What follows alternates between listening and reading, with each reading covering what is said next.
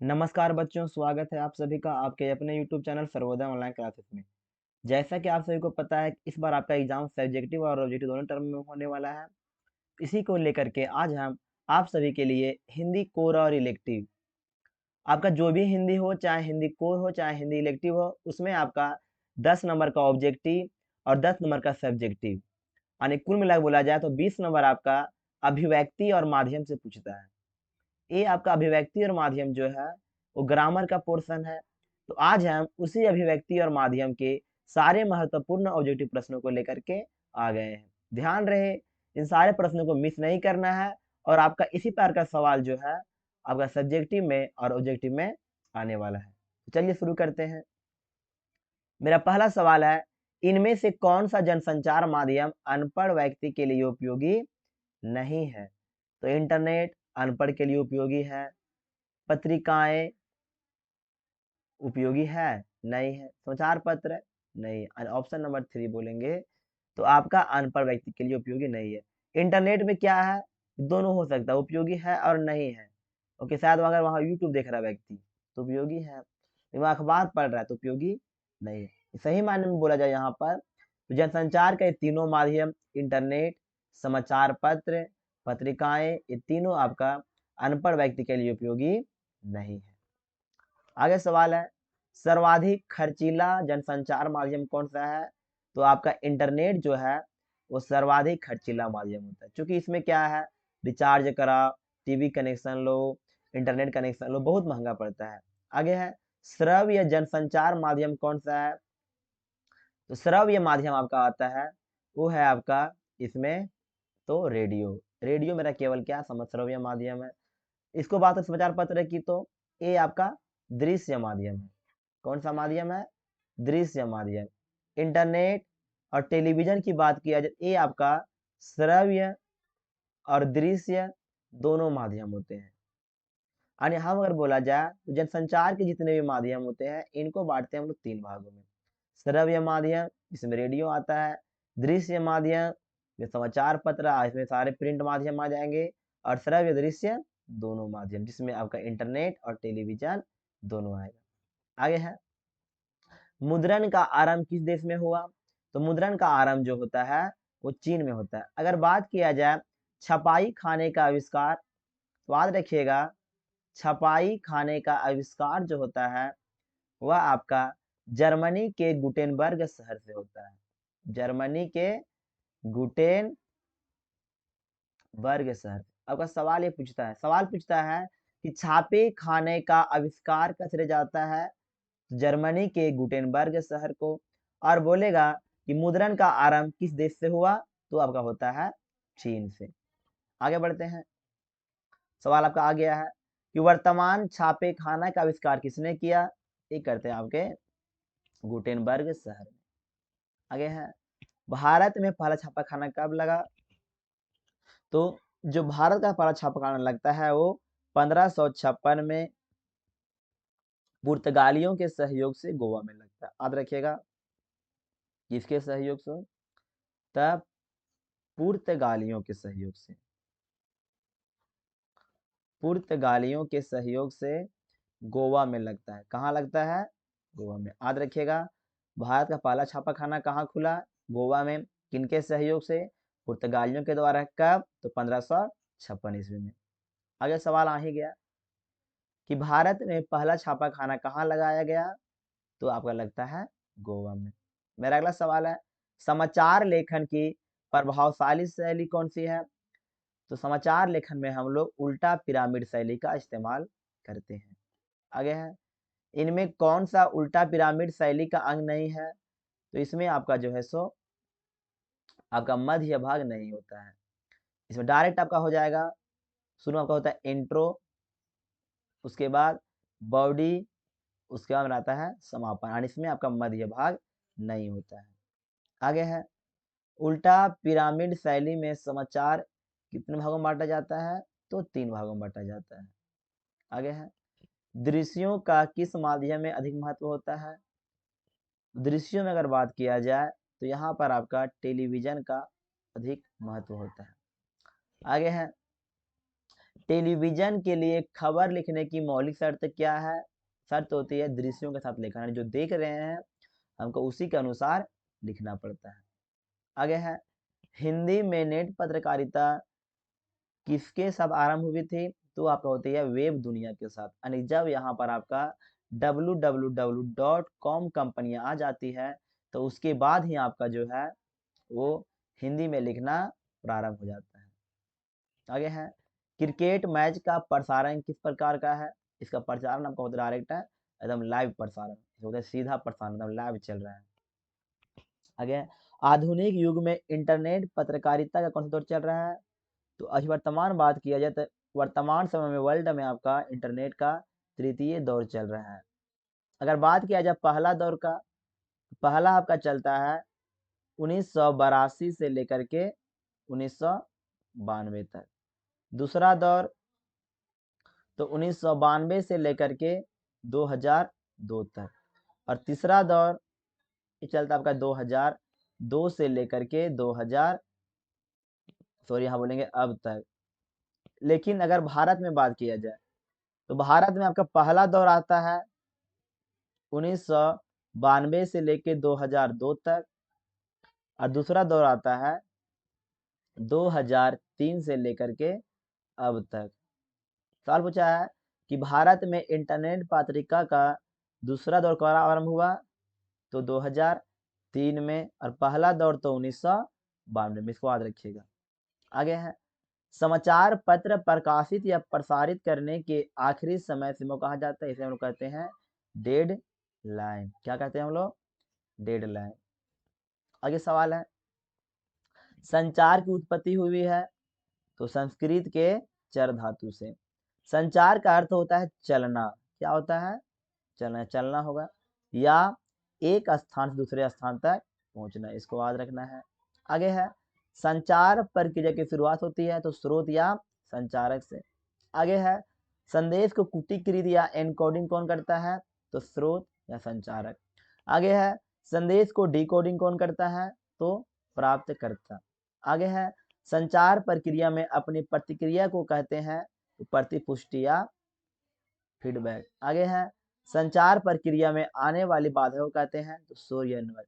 अब यहाँ ध्यान दो, समझने का प्रयास करेंगे। जो संदेश होता है ये संचार होता है।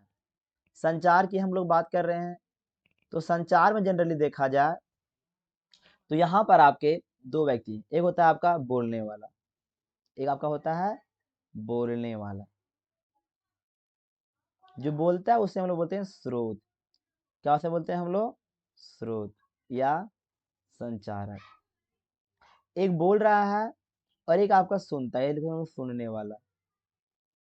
सुनने वाला जो सुनता है उसको बोलते हैं प्राप्तकर्ता, ऐसे बोलेंगे हम लोग इंग्लिश में रिसीवर। अब जरा ध्यान दो, स्रोत जो है वो संदेश का उत्पत्ति करता है और संदेश किसको भेजेगा? प्राप्तकर्ता को, यानी कि संदेश से भेजेगा। सवाल पहला बनेगा कि संदेश की उत्पत्ति कहाँ से होती है? तो स्रोत से या संचारक से। संदेश को प्राप्त कौन करता है? तो प्राप्तकर्ता या रिसीवर। अब ध्यान दो, हम जो बोल रहे हैं इस बात को हम लोग कोडिंग में बोलते हैं। किसे बोलते हैं हम लोग? कोडिंग में, ताकि मामला लीक नहीं होता। कोडिंग को हम लोग बोलते हैं कुटीकृत। कुटीकृत। सवाल आएगा आपका, संदेश का कोडिंग कौन करता है? स्रोत। अब जो कोडिंग में संदेश को भेज रहे हैं वो कर इसका समझेगा मतलब को, आने इसका वो डी कोडिंग करेगा। डी कोडिंग क्या करेगा वो? D coding. सवाल पूछा है संदेश का डी कोडिंग कौन करता है? तो प्राप्तकर्ता या रिसीवर। इसी को बोलते हैं हिंदी में डी कोडिंग को कूटवाचन। क्या इसमें बोलते हैं हम लोग? कूटवाचन।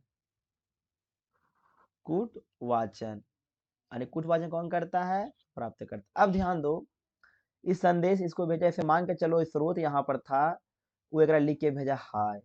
क्या लिख के भेजा? हाय। अरे भेजा कोडिंग में लिख के, हाय का मतलब अलग यहाँ पर होगा, ठीक है ना। अगर ये प्राप्त करेगा तो सुनेगा, अच्छा फिर तुमको हाय भेजा नहीं। अब क्या होता है, ई इसको जो ऐसे से फीडबैक भेजेगा। क्या भेजेगा? स्रोत जो बोलने वाला को वो फीडबैक भेजेगा, जिसको हम लोग बोलते हैं प्रतिपुष्टि भेजेगा। फीडबैक बाइक, इसे बोलते हैं प्रतिपुष्टि भेजेगा। जैसे मान के चलो ई एकरा किया हाय, ई एकरा करोगा हेलो, हाँ संदेशवा मिल गया हनी, ठीक है। तो ई को संदेश भेजा, ठीक है ना। अब जो रिसीवर यहाँ प्राप्त करता था, वो बोलने वाला को प्रतिपुष्टि यानी कि फीडबैक भेजा, ठीक है ना। अब अगर ध्यान दो, दो व्यक्ति यहाँ बतिया रहा था, मान के चलो हाय हेलो हो रहा था। अगर यहाँ पर कोई शोर करेगा, यानी एकदम हल्ला करेगा, तो संदेश ठीक से पहुंचेगा, नहीं पहुंचेगा। यानी बोलेंगे जो संदेश यहाँ प्रक्रिया हो रही थी, जो संचार प्रक्रिया हो रही थी, इसमें जो बाधा आती है, वो बाधा आती है शोर के कारण। शोर के बोलते हैं हम लोग नॉइज। तो सवाल पूछता है संचार प्रक्रिया में आने वाली बाधा को कहते हैं, तो हम कहते हैं शोर या नॉइज। आई होप आप लोग समझ गए होंगे। तो आगे ध्यान दिया जाएगा, अगर संचार की बात किया जाए तो संचार के कुल 4 रूप होते हैं। पहला आपका आता है अंतः वैयक्तिक संचार, अंतः वैयक्तिक संचार। मेरा आगे आता है अंतर वैयक्तिक संचार। मेरा थर्ड आता है समूह संचार। और मेरा फोर आता है जन संचार। दो मतलब क्या होता है चारों का से। बात करेंगे पहला अंतः वैयक्तिक, तो यहाँ अंतः मतलब होता है अकेला, वैयक्तिक मतलब खुद। संचार यानी संचार का वैसा रूप जहाँ केवल एक व्यक्ति होता है और खुद संचार कर रहा है, खुद बोल रहा है और खुद सुन रहा है। अब बोलिएगा सर पगला गया होगा, तो पगला नहीं गया है, ठीक है ना। कुछ लोग ऐसा यहाँ करते हैं, जैसे मान के चलो प्रार्थना कर रहे हैं, प्रार्थना में क्या होता है, खुद बोलते हैं और खुद सुनते हैं, वहां को अगला व्यक्ति नहीं सुनता है। इबादत के समय खुद होता है, उसके बाद और कुछ बात को हमको आद करना होता है, तो आद में क्या होता है, स्मृति कर रहे हैं, खुद बोल रहे हैं, खुद सुन रहे हैं। और इस संचार का आपका एकदम बुनियादी रूप होता है, बेस आपका संचार का ही होता है। चूंकि आपको कहीं भी बोलना है, कहीं भी कोई समाचार भेजना है, तो उसके पहले मन ही मन सोच लेते हैं क्या बोले कि नहीं बोले, यानी बुनियाद आपका वही होता है। इसीलिए अंतः संचार को हम बुनियादी रूप भी कहते हैं, इसको याद कर लेना है। मेरा अगले आता है अंतर व्यक्ति। अब लोग पढ़ेंगे अंतर, जो अंतर आपका होता है हमेशा दो व्यक्तियों में होता है, तो लिखा गया अंतर व्यक्ति संचार, जहां दो व्यक्ति होगा, एक बोलेगा और एक सुनेगा। जैसे फोन पर बात करते हैं, व्हाट्सएप पर बात करते हैं। तीसरा आपका आता है समूह संचार, जहां पर एक लोग बोलेगा और समूह में लोग सुनते हैं। जैसे कक्षा पढ़ाते समय टीचर बोलते हैं, कक्षा सुनता है। गांव में जो पंचायतें होती है, तो वहां एक व्यक्ति बोलेंगे, संपूर्ण पंचायत सुनेंगे। चौथा आपका था जनसंचार। जनसंचार में क्या होता है कि जहां एक व्यक्ति बोल रहे हैं, अब पूरा दम अनंत लोग सुन रहे हैं, कितना सुन रहा है पता नहीं है। और यहाँ पर जो बोला जा रहा है, उस संचार के लिए किसी माध्यम की आवश्यकता पड़ती है। जैसे मोदी जी दिल्ली में बोलते हैं, पूरा देश सुन रहे हैं, तो वहां पर क्या होगा, वो बोलते हैं टीवी पर, और टीवी के माध्यम से, मोबाइल के माध्यम से, इंटरनेट के माध्यम से पूरा समस्त आपका भारत सुनता है। तो अगर बोलेंगे जनसंचार, यानी कि संचार का वैसा रूप जहां एक व्यक्ति बोलते हैं और अनंत लोग सुनते हैं, उसे हम जनसंचार कहते हैं। इसको अंग्रेजी में मास कम्युनिकेशन भी कहते हैं, मास कम्युनिकेशन भी कहते हैं, ठीक है। तो सवाल यह पूछा हुआ है, संचार का बुनियादी रूप है तो अंतर व्यक्तिक संचार, जनसंचार को अंग्रेजी में कहते हैं तो मास कम्युनिकेशन। आगे सवाल है विश्व में मुद्रण किसकी देन है, तो चीन का। आगे है छापे खाने के आविष्कार का श्रेय किस देश को दिया जाता है, तो जर्मनी को। आगे है भारत का पहला अखबार कौन सा था, बंगाल गजट, 1780 जेम्स अगस्ट ही के द्वारा लिखा गया था। आगे है भारत का पहला हिंदी अखबार कौन सा था, उसका नाम था उदन मार्तन, जो आती है 1826 में। और ये आपका जो है सो लिखने वाले थे जुगल किशोर शुक्ल। ध्यान रहे जो दोनों आपका अखबार है, अगर बात की जाए बंगाल गजट, तो ये आपका भारत का पहला अंग्रेजी अखबार था। कौन सा अखबार था, अंग्रेजी अखबार। इनके संपादक थे जेम्स अगस्ट हिकी, और यह आपकी अखबार आती है 1780 ईस्वी में। बात किया जाए उदन मार्तन की, तो उदन मार्तन जो है वो भारत का पहला हिंदी अखबार था, इसका माध्यम अंग्रेजी था। इनके संपादक थे जुगल किशोर शुक्ल, कहीं आपको मिलेगा लिखा हुआ जुगल किशोर तिवारी भी, जुगल किशोर तिवारी भी, तो कंफ्यूजन नहीं होना है। और एक आपका किताब आती है, आपकी जो अखबार आती है वो आती है 1826 में। और दोनों आपका जो अखबार थे, दोनों आपका अखबार थे, वो आपका साप्ताहिक अखबार थे, यानी कि सप्ताह में एक दिन आते थे। उसके अलावे इनका प्रकाशन जो होता है वो कलकत्ता से होता है। कौन से शहर से? कोलकाता से। सवाल का पूछेगा कि भारत का पहला अखबार का प्रकाशन किस शहर से हुआ? तो कोलकाता से। आप पूछेगा उदंत मार्तंड जो आपकी अखबार थी उनका प्रकाशन कहाँ से हुआ? तो कोलकाता से। आगे सवाल है ऑल इंडिया रेडियो की स्थापना हुई थी? तो 1936 में। ये बात और रखना है ध्यान आपका कि भारत में पहली बार जो रेडियो का प्रयोग होता है, भारत में पहली बार रेडियो का जो प्रयोग होता है वह मुंबई शहर में होता है। कहाँ होता है? तो मुंबई शहर में। तो बोलेंगे भारत में पहली बार रेडियो का प्रयोग मुंबई शहर में 1921 ईस्वी में होता है। कब? 1921 में। और ध्यान रहे जो रेडियो का प्रयोग होता है वह कोई सरकार नहीं बल्कि जो टाइम्स ऑफ इंडिया अखबार है। कौन?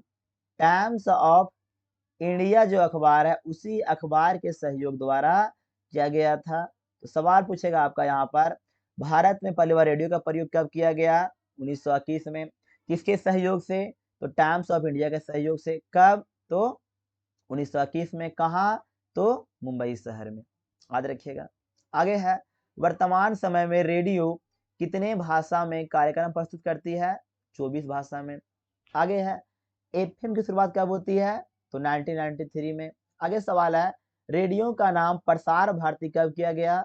तो 1997 में। आगे सवाल है कि भारत में टीवी सेवा की शुरुआत कब की गई थी? तो जो भारत में टीवी सेवा की शुरुआत होती है वो होती है 15 सितंबर 1959 को यूनेस्को के द्वारा। किसके द्वारा? यूनेस्को के द्वारा। और ध्यान रहे कि टीवी का प्रयोग जो भारत में होता है वह आपका दिल्ली शहर में होता है। कहाँ पर? तो दिल्ली शहर में। आगे है 1976 तक टीवी किसका हिस्सा थी तथा इसका नाम दूरदर्शन कर दिया गया। अब ध्यान दो 1976 के पहले की बात किया जाए तो टीवी और रेडियो दोनों आपका जो है वो आकाशवाणी का हिस्सा थी। किसका हिस्सा थी? तो आकाशवाणी की। परंतु बाद में क्या गया 1976 में टीवी को शामिल कर दिया गया दूरदर्शन में और जो आपका बच गया रेडियो उनको रखा गया आकाशवाणी में। आगे सवाल है टीवी की रजत जयंती कब मनाई गई थी? तो 1984 में। अब ध्यान दो जो रजत जयंती मनता है वो आपका 25 वर्ष के बाद बनता है। कितने वर्ष के बाद? तो 25 वर्ष के बाद। तो यहाँ ध्यान दो कि भारत में पहली टीवी का इस्तेमाल हुआ 1959 में। इसका 25 वर्ष का पूरा हुआ 1984 में और इसी 1984 में जो है वो टीवी का रजत जयंती मनाया गया। आगे है इंदिरा गांधी ने टीवी कार्यक्रम में सुधार हेतु प्रोफेसर पीसी जोशी के साथ बैठक कब की? तो 1980 में। अब आपको जो आज तक न्यूज चैनल है उसकी स्थापना कब होती है? 2002 में। आगे सवाल है सिनेमा का आविष्कारक कौन है? तो सिनेमा का जो आविष्कारक है वो आपका है थॉमस एल्वा एडिसन। ये जो एडिसन है इन्होंने सिनेमा का आविष्कार किया। कब? तो 1883 में। आगे है विश्व की पहली फिल्म कौन सी है? तो विश्व की पहली फिल्म थी द अराइवल ऑफ ट्रेन जो आती है 1894 में और यह आपकी एक फ्रांस की फिल्म थी यानी फ्रेंच भाषा में थी। आगे सवाल है भारत की पहली फिल्म कौन सी थी? तो जो भारत की पहली फिल्म थी वो पहली फिल्म है राजा हरिश्चंद्र। कौन सा? राजा हरिश्चंद्र जो आपकी आती है 1913 में। और ध्यान दिए यह भारत की पहली मूक फिल्म थी यानी इसमें साउंड इसमें आवाज नहीं था। इसके डायरेक्टर थे दादा साहेब फाल्के। आगे सवाल है भारत की पहली फिल्म कौन सी थी? तो भारत की पहली जो बोलती फिल्म थी वह आपकी बोलती फिल्म है आला मारा। कौन सी है? आला मारा। यह आपकी आती है 1931 में। अब ध्यान दो हम दो फिल्म पढ़े। पहला फिल्म पढ़े मूक फिल्म जो आती है 1913 में राजा हरिश्चंद्र। आगे बोलती फिल्म वो आपकी आती है 1931 में। अब ध्यान दो दोनों उल्टा कि नहीं, कहाँ मूक कहाँ बोलता। सेम यहाँ देखो जो मूक फिल्म थी आती है 1913 में। अब यहाँ बोलती कर से उल्टा 13 यहाँ उल्टा कर दो। 13 करेंगे उल्टा तो 31 आ जाएगा। ट्रिक याद रखो यहाँ पर कि मूक फिल्म तो 13 में, बोलती फिल्म तो 31 में। आगे सवाल है कि भारत की पहली समानांतर फिल्म कौन सी है? तो भारत की पहली जो समानांतर फिल्म है उसका नाम था पाथेर पांचाली, डायरेक्टर थे सत्यजीत रॉय। आगे है संपादकीय पत्र की आवाज माना जाता है। तो समाचार पत्र की आवाज जो है वो संपादकीय पेज को माना जाता है। आगे है खोज परख पत्रकारिता को कहते हैं, तो इसे हम लोग स्टिंग ऑपरेशन कहते हैं। आगे है किसी सरकारी कामकाज पर निगाह रखना कहलाता है, तो वॉच डॉग पत्रकारिता कहलाता है। आगे किसी खास मुद्दे को लेकर के आगे बढ़ना कौन सी पत्रकारिता कहलाती है? तो ये कहलाती है आपका एडवोकेसी पत्रकारिता। आगे है सनसनी खेज की खबर को पत्रकारिता को कहते हैं, जिसे कहते हैं हम लोग पेज 3 पत्रकारिता। आगे है समाचार लेखन में कितने प्रकार हैं? तो 6 प्रकार हैं। आगे पत्रकार के कितने रूप हैं? तो 3, तीनों यहाँ याद रखेंगे। पहला आपका आता है पूर्णकालिक, पूर्णकालिक। आगे आपका आएगा अंशकालिक, अंशकालिक। और थर्ड आपका आएगा फ्रीलांसर, फ्रीलांसर। अब ध्यान दो, अगर पूर्ण काल की बात किया जाए तो ऐसा पत्रकार होता है जो परमानेंट उसी अखबार में काम करता है। अंशकालिक जो किसी खास टाइम के लिए, नाम में पता है अंशकालिक, यानी किसी खास समय के लिए, 1 घंटे के लिए, 2 घंटे के लिए, 1 महीना के लिए काम करेगा। तीसरा फ्रीलांसर, ये मुक्त होता है, कोई टेंशन नहीं, मन हुआ काम किया, मन हुआ काम नहीं किया, अपने पूरा फ्री है। उसके बाद जो फ्रीलांसर पत्रकार होता है वो पैसा के लिए अलग अलग अखबार में भी काम कर सकता है। और थर्ड मेरा है समाचार लेखन में किस शैली का प्रयोग होता है? तो उल्टा पिरामिड शैली। आगे है आलेख किसकी रचना है? तो गद्य लेखन की। आगे है निबंध किस प्रकार का है? तो गद्य लेखन की। और फीचर का हिंदी रूपांतरण होता है तो रूपक। ये थे आपके अभिव्यक्ति और माध्यम का महत्वपूर्ण सवाल। अब मिलेंगे नेक्स्ट वीडियो में, तब तक आज के लिए धन्यवाद। अगर आपको वीडियो अच्छा लगा होगा और चैनल को सब्सक्राइब करें और दोस्तों में शेयर कीजिए। और हाँ, अगर किसी को पीडीएफ चाहिए हिंदी का तो हमारे इस नंबर 6204184607 पर संपर्क कर सकते हैं। मिलेंगे नेक्स्ट वीडियो में, आज के लिए धन्यवाद, शुभ रात्रि।